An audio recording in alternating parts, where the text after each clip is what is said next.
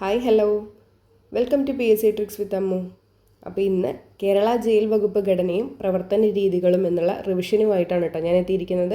എല്ലാം നമ്മൾ നമ്മുടെ ക്ലാസ്സിൽ പഠിച്ച കാര്യങ്ങൾ തന്നെയാണ്, നമ്മളൊന്നും കൂടി ഒന്ന് റിവൈസ് ചെയ്യുന്നത് മാത്രം. ഇനി അധികം ദിവസങ്ങളില്ല. അപ്പോൾ നമുക്ക് ക്ലാസ്സിലേക്ക് കിടക്കാം. സെൻട്രൽ ജയിലിൽ വനിതാ തടവുകാർക്കായി പ്രത്യേകം ബ്ലോക്ക് സ്ഥാപിച്ച വർഷം എന്നാണ്? 1904 1904 സെൻട്രൽ ജയിലിൽ വനിതാ തടവുകാർക്കായി പ്രത്യേകം ബ്ലോക്ക് സ്ഥാപിച്ച വർഷം. കേരളത്തിലെ ഏറ്റവും പഴക്കം ചെന്ന ജയിൽ ഏത്? 1861 സ്ഥാപിക്കപ്പെട്ട കോഴിക്കോട് സ്പെഷ്യൽ സബ് ജയിലാണ് കേരളത്തിലെ ഏറ്റവും പഴക്കം ചെന്ന ജയിൽ. പിന്നീട് ഇത് 1969 ജില്ലാ ജയിലായിട്ട് ഉയർത്തുകയും ഉണ്ടായി. സംസ്ഥാനത്തെ രണ്ടാമത്തെ പഴക്കം ചെന്ന ജയിൽ ഏതാണ്? കണ്ണൂർ സെൻട്രൽ ജയിലാണ് സംസ്ഥാനത്തെ രണ്ടാമത്തെ പഴക്കം ചെന്ന ജയിലായിട്ട് പറയുന്നത്.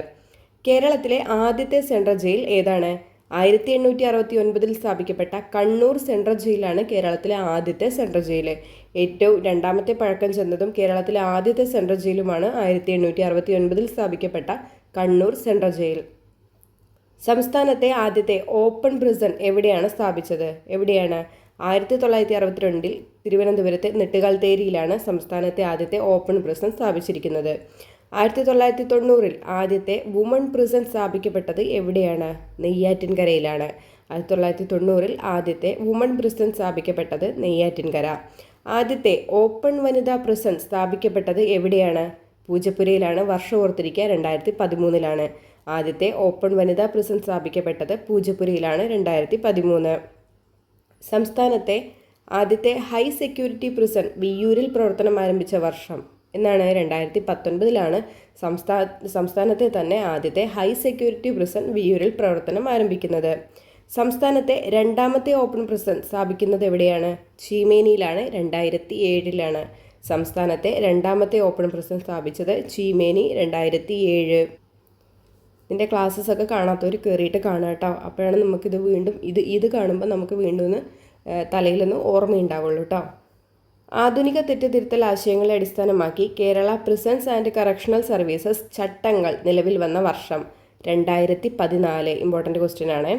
ആധുനിക തെറ്റുതിരുത്തൽ ആശയങ്ങളെ അടിസ്ഥാനമാക്കി Kerala prisons and correctional services ചട്ടങ്ങൾ നിലവിൽ വന്ന വർഷം ഏതാണ്? 2014. 2010 Kerala prisons and correctional services act അടിസ്ഥാനമാക്കി രൂപീകരിക്കപ്പെട്ടിട്ടുള്ളതാണ് 2014 വന്നിട്ടുള്ള സർവീസസ് ചട്ടങ്ങൾ കേട്ടോ. ഇനി ജയിൽ ആസ്ഥാന കാര്യാലയം എവിടെ സ്ഥിതി ചെയ്യുന്നു? തിരുവനന്തപുരം, പൂജപ്പുരയിൽ തിരുവനന്തപുരത്താണ് ജയിൽ ആസ്ഥാനം.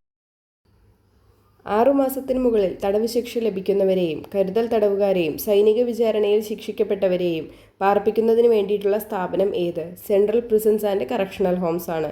6 മാസത്തിന് മുകളിൽ തടവ് ലഭിക്കുന്നവർക്ക് ഏതാണ്? Central prisons and correctional home, central jail. കേരളത്തിലെ സെൻട്രൽ ജയിലുകളുടെ എണ്ണം എത്ര? 4 കേട്ടോ. ഏതൊക്കെയാണ്? Central prison and correctional home Poojappura, Thiruvananthapuram. പിന്നെ വിയ്യൂര്, തൃശ്ശൂർ, പള്ളിക്കുന്ന്, കണ്ണൂർ, തവനൂർ, മലപ്പുറം. ഇതിൻ്റെ ക്ലാസ്സസ് ഒക്കെ ഞാൻ അപ്ലോഡ് ചെയ്തിട്ടുണ്ട്. ഇവിടെ കറക്ഷണൽ എന്നാണ്, ഇവിടെ പ്രിസൺസ് എന്നാണ് കേട്ടോ. ഒന്ന് ശ്രദ്ധിച്ചേക്കണേ, എന്തൊരു സ്പെല്ലിംഗ് മിസ്റ്റേക്ക് വന്നതാണ്. ആത്മനിയന്ത്രണവും സാമൂഹ്യ ഉത്തരവാദിത്വവുമുള്ള നല്ല പെരുമാറ്റമുള്ള ശിക്ഷാ തടവുകാരെ പാർപ്പിക്കുന്ന സ്ഥാപനം ഏതാണ്? ഓപ്പൺ പ്രിസൺ ആൻഡ് കറക്ഷണൽ ഹോമാണ്, അഥവാ തുറന്ന ജയിൽ. അവിടെയാണ് ആത്മനിയന്ത്രണവും സാമൂഹിക ഉത്തരവാദിത്വമുള്ള നല്ല പെരുമാറ്റമുള്ള ശിക്ഷാ തടവുകാരെ പാർപ്പിക്കുന്നത്. കേരളത്തിലെ ഓപ്പൺ പ്രിസൺ ആൻഡ് കറക്ഷണൽ ഹോമുകളുടെ എണ്ണം 3. കേരളത്തിലാകെ എത്ര തുറന്ന ജയിലുകളാണുള്ളത്? 3. ഏതൊക്കെയാണ്? Open prison and correctional home Nettukaltheri, Thiruvananthapuram. Cheemeni, Kasaragod. Poojappura, Thiruvananthapuram. ഇത്രയും ഇമ്പോർട്ടൻ്റ് ആണ്, ഓർത്തിരിക്കണേ. സ്ത്രീകൾക്കായുള്ള ഏക open prison and correctional home സ്ഥിതി ചെയ്യുന്നത് എവിടെയാണ്? പൂജപ്പുര, തിരുവനന്തപുരം. സ്ത്രീകൾക്കായിട്ടുള്ള ഏക open prison and correctional home സ്ഥിതി ചെയ്യുന്നത് തിരുവനന്തപുരത്തുള്ള പൂജപ്പുരയിൽ. 2019 ജൂലൈ 3 എവിടെയാണ് സംസ്ഥാനത്തെ ആദ്യത്തെ അതിസുരക്ഷാ ജയിൽ പ്രവർത്തനം ആരംഭിച്ചത്? വിയ്യൂർ. 2019 ജൂലൈ 3 സംസ്ഥാനത്തെ തന്നെ ആദ്യത്തെ അതിസുരക്ഷാ ജയിൽ വിയ്യൂർ പ്രവർത്തനം ആരംഭിക്കുന്നത്. സംസ്ഥാനത്ത് ആകെ എത്ര വുമൺ പ്രിസൺ ഹോമുകളാണ് ഉള്ളത്? സംസ്ഥാനത്തെ ആകെ എത്ര വുമൺ പ്രിസൺ ആൻഡ് കറക്ഷണൽ ഹോമുകളാണുള്ളത്?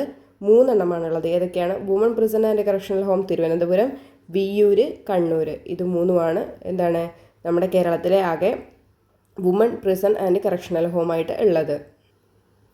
6 മാസം വരെയുള്ള ശിക്ഷാ തടവുകാരെയും കൂടാതെ റിമാൻഡ് വിചാരണ തടവുകാരെയും പാർപ്പിക്കുന്ന സ്ഥാപനങ്ങളാണ് ജില്ലാ ജയിലുകൾ.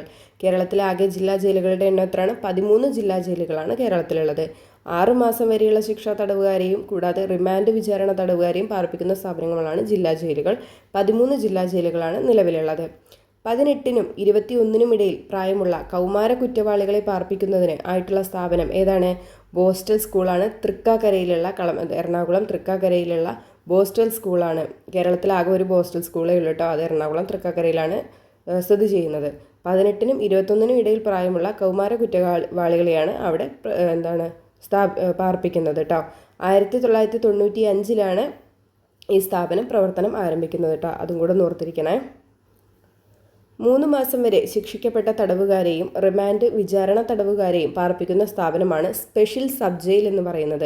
കേരളത്തിലെ സ്പെഷ്യൽ സബ് ജയിലുകളുടെ എണ്ണമാണ് 15. കേരളത്തിൽ എത്ര സ്പെഷ്യൽ സബ് ജയിൽ ഉണ്ടെന്ന് ചോദിച്ചാൽ 15 സ്പെഷ്യൽ സബ് ജയിലാണ് ഉള്ളത്. 1 മാസത്തിൽ കുറയാത്ത ശിക്ഷാ തടവുകാരെയും റിമാൻഡ് വിചാരണ തടവുകാരെയും പാർപ്പിക്കുന്ന സ്ഥാപനമാണ് സബ് ജയിൽ എന്ന് പറയുന്നത് കേട്ടോ. 16 സബ് ജയിലാണ് കേരളത്തിൽ നിലവിലുള്ളത്. വധശിക്ഷയ്ക്ക് വിധിക്കപ്പെട്ടിട്ടുള്ള ഓരോ തടവുകാരൻ്റെയും പാറാവിന് വേണ്ടി വരുന്ന അസിസ്റ്റന്റ് പ്രിസൺ ഓഫീസർമാരുടെ എണ്ണം എത്രയാണ്? 3 പേരാണ് വേണ്ടത്.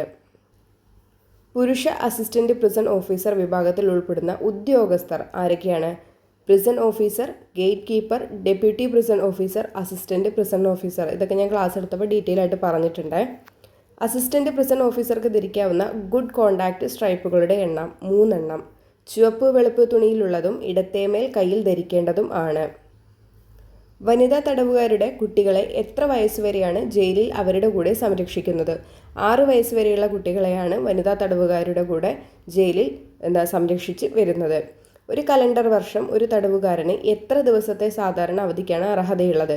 60 ദിവസത്തെ സാധാരണ അവധിക്ക് അർഹതയുണ്ട്. ഒരു തവണ അവധിയുടെ കാലയളവ് 15 ദിവസത്തിൽ കുറവ് 30 ദിവസത്തിൽ അധികമോ ആവരുത്. ഇമ്പോർട്ടൻ്റ് ആണ്. തടവുകാരുടെ അവധി ഇമ്പോർട്ടൻ്റ് ആണ് കേട്ടോ. കുറേ പ്രാവശ്യം ചോദിച്ചു കണ്ടിട്ടുള്ള ഒരു പോർഷനാണ് തടവുകാരുടെ അവധി എന്ന് പറയുന്നത് കേട്ടോ.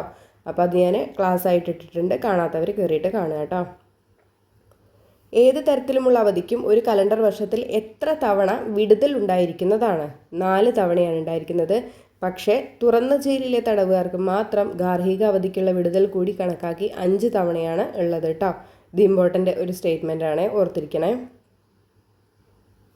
അവധി ലഭിക്കാത്ത ശിക്ഷാ തടവുകളുടെ കേസുകൾ പുനരവലോകനം ചെയ്യുന്നതിനുള്ള സമിതിയിലെ അംഗങ്ങൾ ആരെല്ലാം? ജില്ലാ കളക്ടറായിരിക്കും ചെയർമാനായിട്ടുണ്ടാവുക. പിന്നെ മെമ്പറായിട്ട് പോലീസ് കമ്മീഷണർ അഥവാ സൂപ്രണ്ട് ഓഫ് പോലീസ് ഉണ്ടായിരിക്കും. മേഖലാ deputy inspector general of prisons ഉണ്ടായിരിക്കും. പിന്നെ ചീഫ് വെൽഫെയർ ഓഫീസർ, ബന്ധപ്പെട്ട പ്രൊബേഷൻ ഓഫീസർ എന്നിവരെന്തായിരിക്കും മെമ്പറായിട്ടുണ്ടായിരിക്കും. കൺവീനറായിട്ട് ബന്ധപ്പെട്ട ജയിൽ സൂപ്രണ്ടായിരിക്കും ഉണ്ടായിരിക്കുക. അപ്പോൾ ഇത്രയാണ് നമ്മുടെ അവധി ലഭിക്കാത്ത ശിക്ഷാ തടവുകാരുടെ കേസുകൾ പുനരവലോകനം ചെയ്യുന്നതിനുള്ള സമിതിയിലെ അംഗങ്ങളായിട്ടുള്ളത്. ജില്ലാ കളക്ടറാണ് ചെയർമാൻ. അത് ഇമ്പോർട്ടൻ്റ് ആണ്. ജില്ലാ കളക്ടറാണ് ആ സമിതിയുടെ ചെയർമാൻ എന്ന് പറയുന്നത്.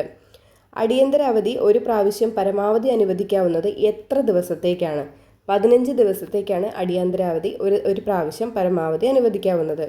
എന്നാലും ജയിൽ സൂപ്രണ്ടിന് ഒരു സമയം 10 ദിവസം വരെ അടിയന്തര അവധി അനുവദിക്കാൻ അധികാരമുണ്ടായിരിക്കും. കൂടാതെ അതും കൂടെ ഉൾപ്പെടുത്തിയിട്ട് 15 ദിവസം വരേക്ക് കാലയളവിലേക്ക് ഡയറക്ടർ ജനറലും തുടർന്ന് 15 ദിവസം വരെയുള്ള കാലയളവിലേക്ക് ആഭ്യന്തര വകുപ്പ് സെക്രട്ടറിക്കും അവധി അനുവദിക്കാവുന്നതാണ്. പരമാവധി 45 ദിവസം കവിയാതെ അടിയന്തര അവധി ദീർഘിപ്പിക്കാനുള്ള അധികാരം സർക്കാരിൽ നിക്ഷിപ്തമാണ്. ഇവിടെ 15 ദിവസമല്ല കേട്ടോ, ആഭ്യന്തര വകുപ്പ് 30 ദിവസമാണ്. കൂടാതെ 30 ദിവസം വരെയുള്ള കാലയളവിലേക്കും കൂടെ ആഭ്യന്തര സെക്രട്ടറിക്ക് അവധി അനുവദിക്കാവുന്നതാണ്. ഇനി ഗവൺമെൻറ്റിന് അത് പരമാവധി 45 ദിവസം കൂടാതെ ദീർഘിപ്പിക്കാനുള്ള അധികാരവും ഉണ്ടെന്നുള്ള കാര്യം ഓർത്തിരിക്കുക കേട്ടോ.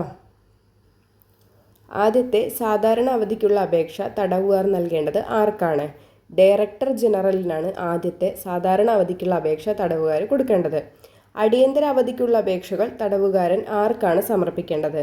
തടവുകാരൻ ശിക്ഷ അനുഭവിച്ചുകൊണ്ടിരിക്കുന്ന ജയിലിലെ സൂപ്രണ്ടിനാണ് അടിയന്തര അവധിക്കുള്ള അപേക്ഷകൾ തടവുകാരൻ സമർപ്പിക്കേണ്ടത്. അതീവ സുരക്ഷാ ജയിലിൽ പാർപ്പിക്കേണ്ട തടവുകാർ ആരൊക്കെയാണ്? ഭീകരവാദികൾ, അപകടകാരികളായ തടവുകാർ, തീവ്രവാദികൾ എന്നിവരെയാണ് അതീവ സുരക്ഷാ ജയിലിൽ പാർപ്പിക്കേണ്ടത്. തടവുകാർ ആർജിക്കുന്ന വേതനം മുഴുവൻ കുടുംബത്തിലേക്ക് അയച്ചു കൊടുക്കുവാൻ കഴിയും. ഈ പ്രസ്താവന ശരിയോ തെറ്റോ? തെറ്റാണ്.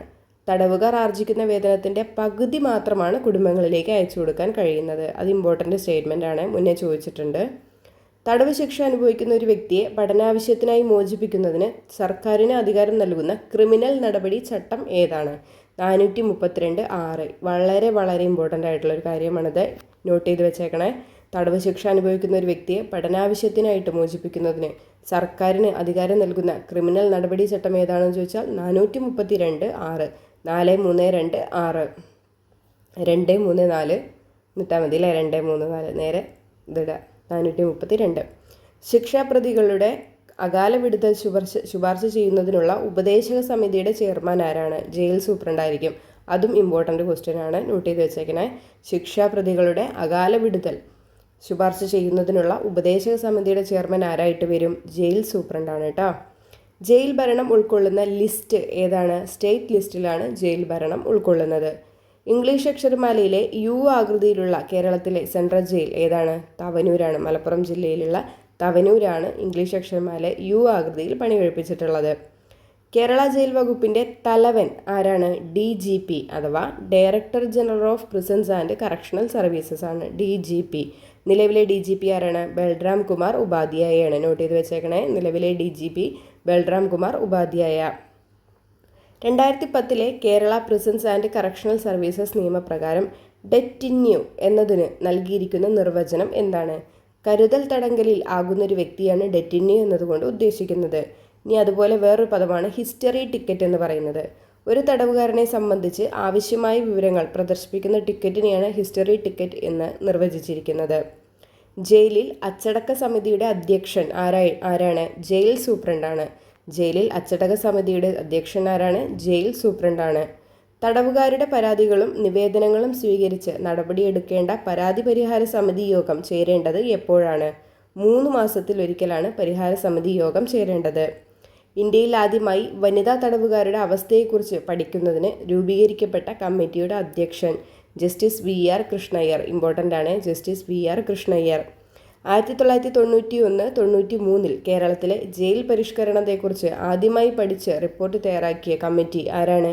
AP ഉദയഭാനു കമ്മിറ്റിയാണ്. 1991-93 കേരളത്തിലെ ജയിൽ പരിഷ്കരണത്തെക്കുറിച്ച് ആദ്യമായിട്ട് പഠിച്ച റിപ്പോർട്ട് തയ്യാറാക്കിയിട്ടുള്ള കമ്മിറ്റി ഏതാണെന്ന് ചോദിച്ചാൽ AP ഉദയഭാനു കമ്മിറ്റി.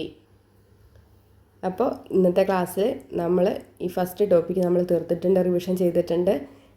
ബാക്കി ഈ ക്ലാസ്സുകൾ കാണാത്തവർ കയറിയിട്ട് കണ്ടിട്ട് മാത്രം ഇത് കാണുക കേട്ടോ. അതായിരിക്കും ഏറ്റവും ബെറ്റർ ആയിട്ടുള്ളത്. ഇത് റിവിഷൻ ചെയ്യുന്ന സമയത്ത് നിങ്ങളിത് കേട്ടിരുന്നാൽ മതി. പിന്നെ ക്ലാസ്സിൽ പറയാത്ത കുറച്ച് പോയിന്റുകളൊക്കെ ഉണ്ട്, അത് നിങ്ങൾ നോട്ട് ചെയ്ത് വെച്ചിട്ട് വീണ്ടും റിവൈസ് ചെയ്യുമ്പോൾ പോകുന്നതിന് കുറച്ച് മുമ്പ് നമ്മൾ എന്തായാലും റിവൈസ് ചെയ്യുമല്ലോ എക്സാമിന് മുന്നേ. ജനുവരി ഒക്കെ ആകുമ്പോഴേക്കും എന്തായാലും ഇമ്പോർട്ടൻ്റ് ടോപ്പിക്ക് മാത്രം റിവൈസ് ചെയ്തിട്ട് പോകാട്ടോ. കാരണം റിവിഷൻ മാത്രമാണ് നമുക്ക് മാർക്ക് സ്കോർ ചെയ്യാൻ ഹെൽപ്പ് ചെയ്യുള്ളൂ കേട്ടോ. നമ്മൾ പുതിയ കാര്യങ്ങൾ ഇങ്ങനെ ഒരുപാട് വാരി വലിച്ച് പഠിച്ചതുകൊണ്ട് നമ്മുടെ തലയിൽ ഒന്നും നിൽക്കില്ല. പക്ഷേ ഇപ്പോൾ റീസെൻ്റായിട്ട് കുറേ ഹോട്ട് ടോപ്പിക്സൊക്കെ ഒരുപാട് യൂട്യൂബേഴ്സ് ഇടുന്നുണ്ട്. അതിൽ നമ്മുടെ എൻട്രി സാറിൻ്റെ ഹോട്ട് ടോപ്പിക്സ് എൻട്രിയിൽ സുജേഷ് സാറിൻ്റെ ഹോട്ട് ടോപ്പിക്സ് വളരെയധികം നല്ല ഇതാണ് കേട്ടോ. കാരണം ഇപ്പോൾ റീസെൻ്റായിട്ട് ചോദിച്ചുകൊണ്ടിരിക്കുന്ന ടോപ്പിക്കുകൾ തന്നെയാണ് സാറിന് ക്ലാസ്സിൽ ഇട്ടിട്ടുള്ളത്. അപ്പോൾ അത് കാണാത്തവരുണ്ടെങ്കിൽ ഒന്ന് കയറിയിട്ട് കണ്ടിട്ട് അതും കൂടെ എഴുതി വെച്ചിട്ട് നിങ്ങൾ പഠിച്ചു പോവുക കേട്ടോ. നല്ല കാര്യമാണ്. ഇനി നമുക്ക് റിവിഷൻ മാത്രമേ ഉള്ളൂ. അതും ഇപ്പോൾ ചോദിച്ചുകൊണ്ടിരിക്കുന്ന നല്ല ഏരിയകൾ മാത്രം വാങ്ങിയിട്ട് നമ്മൾ റിവിഷൻ കൊടുക്കണം. അപ്പോൾ ജയിൽ ഘടനയും പ്രവർത്തന രീതിയും എന്നുള്ള ഭാഗത്തുനിന്ന് ഇത്രയധികം ക്വസ്റ്റ്യൻസ് ഒക്കെയാണ് ഇമ്പോർട്ടൻ്റ് ആയിട്ടുള്ളത് കേട്ടോ.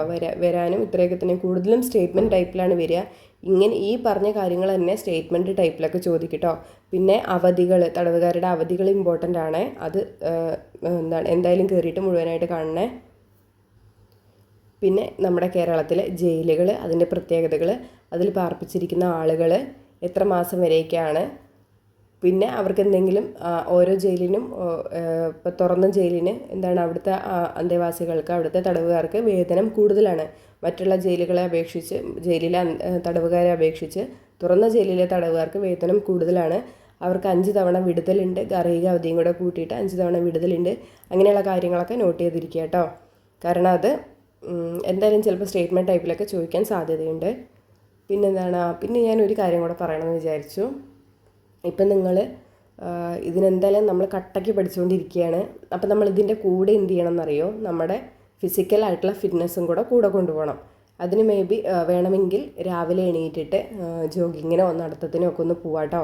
പക്ഷേ നല്ല മഞ്ഞും കാര്യങ്ങളൊക്കെയാണ്. അപ്പോൾ കോൾഡൊന്നും വരാത്ത രീതിയിൽ തലയിൽ തൊപ്പിയൊക്കെ വെച്ച് ഒക്കെ നമ്മൾ പോവുക. അല്ലെങ്കിൽ വീട്ടിൽ തന്നെ സിമ്പിളായിട്ട് ചെയ്യാൻ പറ്റുന്ന എക്സസൈസുകളൊക്കെ ഒരുപാടുണ്ട്, യൂട്യൂബിൽ സെർച്ച് ചെയ്താൽ കിട്ടും.